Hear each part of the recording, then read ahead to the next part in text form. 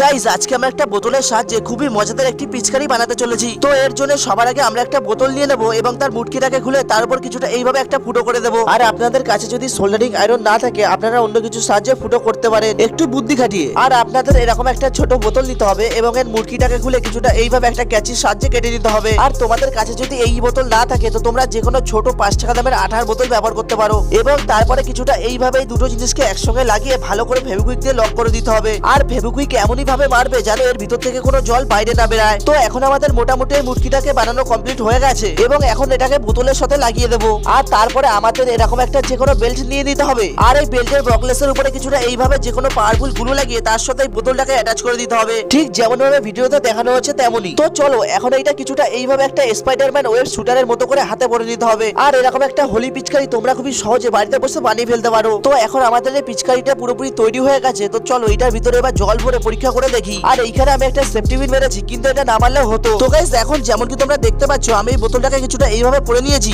এবং এই web shooter Holi পিচকারিটার ভিতরে যখন কালার বা জল ভরবে তখন ঠিক যেইভাবে ভিডিওতে দেখানো হচ্ছে ঠিক সেইভাবে এই বোতল পিচকারিটার মুখটা খুলে একটা জলের মগ বা অন্য কিছু সাহায্যে এই বোতল পিচকারিটার ভিতরে কালারটাকে ভরে দেবে। তো যেমন কি তোমরা দেখতে পাচ্ছ আমরা এই মগটার সাহায্যে এই কালারফুল জলটাকে এই বোতল পিচকারিটার ভিতরে ভরে দিয়েছি। তো এখন সিম্পল এই মুটকিটাকে লাগিয়ে এই ওয়েব শুটার বোতল পিচকারিটাকে চালিয়ে দেখবো কি এটা ঠিকঠাক ভাবে চলে কিনা। আর তোমাদের জানিয়ে রাখি এই ভিডিওটাকে বানাতে আমার অনেকই সময় লেগেছে। তো আশা করি তোমরা এই ভিডিওটাকে একটা লাইক করে একটা কমেন্ট করে অবশ্যই চ্যানেলটাকে সাবস্ক্রাইব করে নেবে। তো চলো এখন আমি এই ওয়েব শুটার বোতল পিচকারিটাকে চালিয়ে তোমাদেরকে দেখাচ্ছি। আর গাইস যেমন কি তোমরা দেখতে পাচ্ছ এই পিচকারিটাকে চালানোর জন্য কিছুটা এইভাবে এই বোতলটার উপরে প্রেসার দিতে হবে। আর সত্যি বলছি তোমরা যখন এই পিচকারিটাকে চালাবে তো দেখবে এটার উপর প্রেসার দেওয়ার পরে এটার জলটা খুবই দূর অব্দি যায়। এবং এই ওয়েব শুটার বোতল পিচকারিটার একটা মজাদার জিনিস হলো এইটার জলের স্পিড তোমরা চাইলে কম বেশি করতে পারো, কারণ এই বোতলটাকে তোমরা যত জোরে চিপবে এটার জলটা ততটাই দূরে যাবে। আর যদি আস্তে চিপে থাকো তো এই ওয়েব শুটার বোতল পিচকারিটার জলটা বেশি দূরে যাবে না। আর ভিডিওটাকে অবশ্যই একটা লাইক করো আর এই ভিডিওটা কোথা থেকে দেখছো কমেন্ট করে অবশ্যই জানিও।